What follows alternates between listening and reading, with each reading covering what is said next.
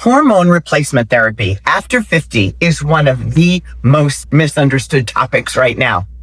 And part of the confusion is this. People are mixing up TRT, HRT, and anabolic steroid use as if they're all the same thing. They aren't. And if you don't understand the difference, it becomes very easy to make a decision that isn't actually right for you, or to dismiss the whole idea entirely because it's all just too complicated. So in this video, I'm going to walk you through what hormone replacement therapy actually is, who it's for, what to consider before you start, and how to think about it in the context of healthy aging. And I want to say this up front. This is a topic that I've navigated personally. As a woman approaching 70, I've experienced phases of my middle life up until now using hormone therapy, not using it, and choosing to use it again.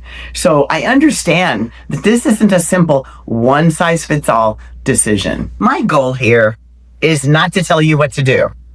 It's to help you understand what you're looking at and help you make an informed decision. I'm not here to defend or promote any certain approach.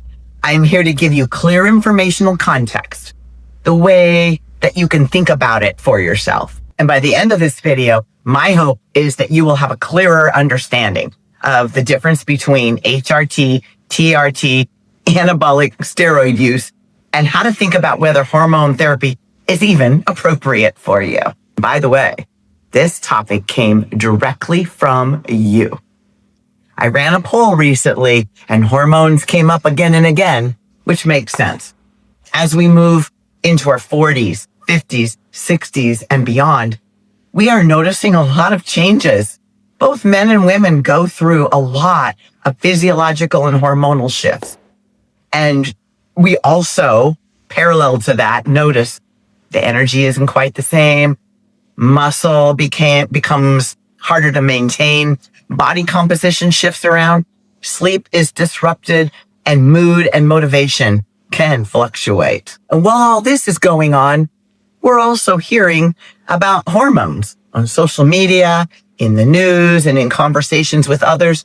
So naturally, people start thinking things like, is what I'm experiencing just aging? Or is something off hormonally?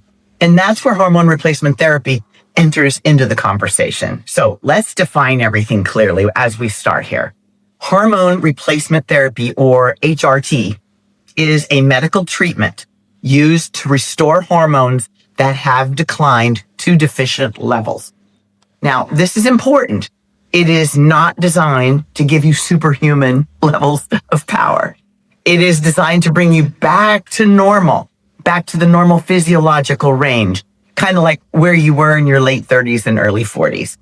And it is a decision based on blood work, symptoms, and it's prescribed and monitored regularly by a physician. So let's address the confusion head on, because when we talk about hormones, especially testosterone, people often lump everything together. They hear TRT, testosterone, hormones, and immediately think steroid use. TRT, or testosterone replacement therapy, is medically prescribed, used when testosterone levels are clinically low, dosed to restore up to normal levels, and monitored regularly. A lot of you already know that I'm a competitive bodybuilder. And in my sport, there are all kinds of competitors with all kinds of motivations. And some competitors elect to use anabolic steroids. It's called, in the vernacular, juicing or using gear. And this typically involves a much higher than natural dose, often multiple compounds, like 3 or 4 or 5 different ones. And they're used for performance or physique enhancement. They are not the same conversation.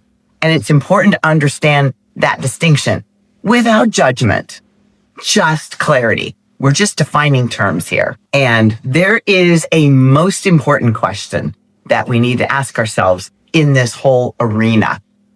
Here's the part that I think matters most. before even considering regular hormone therapy, there's a question that people skip. Are you hormonally deficient or are you lifestyle depleted? Because many of the symptoms that people attribute to hormones can also come from poor sleep, lack of resistance training, higher body fat levels, because body fat is metabolically active and it can tinker with your hormonal responses, chronic stress, alcohol intake, inadequate nutrition. I call these the big rocks of physical and mental well-being, especially as we approach 50 and beyond. And here's what I've seen over decades in fitness, in myself and those around me. The body is incredibly responsive to the right stimulus, especially these lifestyle choices. They send powerful messages to the brain. So before assuming the hormonal problem, I recommend that you make sure you have your foundational big rocks in place. Exercise, nutrition, movement, proper sleep, all of those things, stress management. Make sure those things are right, because if they aren't right, there's really not a whole lot of hormonal therapy that's going to fix it. You've got to get the big rocks in place first. That said, there are situations where hormone therapy is appropriate, even when the foundational pieces are in place. Generally, that includes a confirmed low level through blood work, symptoms that are impacting quality of life day to day, and having a conversation with a qualified physician. This is not something to self-diagnose, and it's not something to approach casually. When it is appropriate and properly managed, there can be real benefits. For men, improved energy and mental focus, better libido, support for maintaining muscle. As one physician put it to me, you know it's working when effort starts to feel good again. It's not a line from a medical journal, but it's something useful to think about. Effort feels good. The benefits for women, it really eases off and softens some of the postmenopausal symptoms. There's a support for bone density, whether managing it or restoring it. Estrogen is a huge driver of that. And improvements in mood and cognitive clarity, no more brain fog. Because hormone therapy, when used appropriately, can be a helpful tool. Now, for women in particular, this has been an evolving conversation. Many of you will remember the concerns back in the early 2000s linking HRT to breast cancer. Since then, additional analysis and follow-up research has led to a more nuanced understanding of those findings, including how factors like age, health history, and hormone type may influence the upside or the downside risk. And those parameters were not carefully corralled in that early 2000s study. As an aside, I participated in research in this area. I was a lab rat, you guys. This gave me a deeper appreciation for how individualized these decisions really are.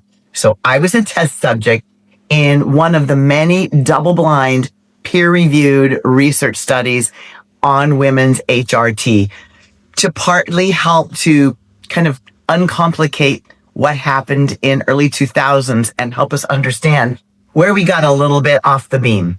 So again, this is not a one-size-fits-all conversation. Now, there are also some important considerations around risk. Hormone therapy requires ongoing monitoring. It's not a set it and forget it solution. Also, personal medical history really matters, including certain cancers. There are cardiovascular considerations. Fertility in men can be impacted, and individual response varies to the different compounds, which is why this must be guided medically. Now, it is very important for you to understand that while HRT feels like chemical fairy dust, it doesn't fix everything, even though we wish it would. So What it will not do, it will not replace training or exercise. You still have to do the work. Remember the discussion about the big rocks? It may help you with better sleep, but it will not fix poor sleep habits. And it will not build strength without effort. Even in the world of anabolic use, people will tell you the same thing. These are not substitutes for doing the work. If you don't lift, it doesn't matter how much you take, you will not grow. Those foundational habits still matter, always. So here's what I would leave you with. If you're curious, ask for the labs. Really find out. If your labs show a true deficiency, then you can have a conversation between you and your physician. But if your levels are within range, I would encourage you to first explore the powerful tools you already have at your disposal. You know, the big rocks: strength training, quality sleep, good nutrition, stress management, community connection. That's a pretty good list. They're not shortcuts, but they are transformative. Now, my good people, this is a nuanced topic. I don't have to tell you how people can get really riled up about this topic and emotional and judgmental and tribalized. I want you to keep your comments and questions respectful and focused on learning, listening, and curiosity, not barking at people and telling them what they should be doing and that they're wrong. That's how we all benefit from the conversation, from having it in the first place, is to learn. And if you would like me to go deeper on this, for men, for women, for both, let me know in the comments. I read every single one. If you've been here a while, you know that. Let's do what we can to support each other in this community, because if we play our cards right, you and me, we're going to be here for each other for a long time to come.